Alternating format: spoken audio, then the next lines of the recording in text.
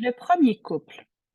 On dit que le premier couple dans la vie d'une femme est celui avec son père.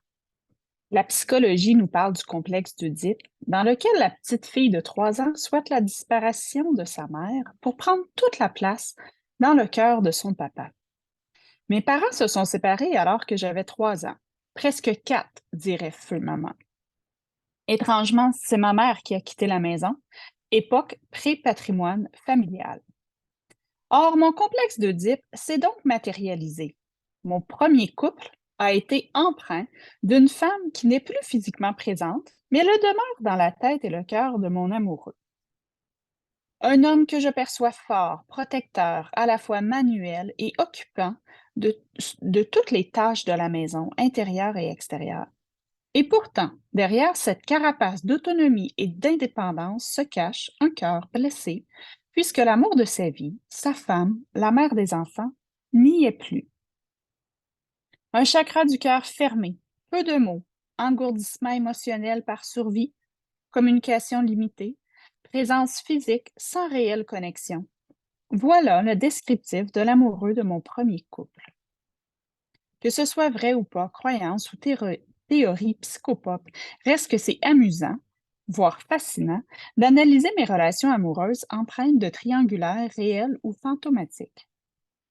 Tous les hommes que j'ai magnétisés étaient soit à chakra du cœur fermé, tant ils avaient souffert, soit épris dans une triangulaire, soit encore amoureux de l'ex.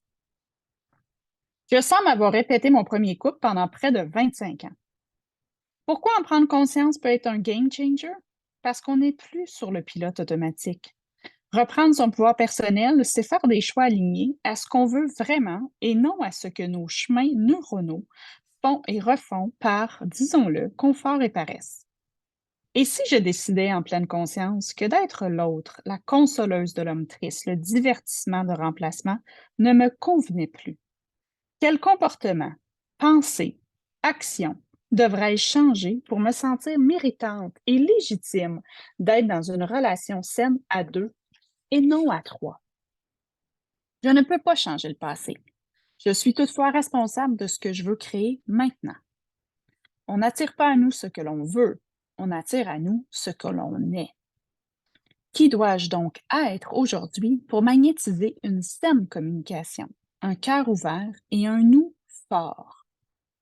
Sans doute d'apprendre à mieux communiquer mes propres besoins, à ouvrir mon propre cœur blessé et à croire que j'ai le droit de prendre ma place et être aimé dans mon unicité et non dans la mini-version d'une autre.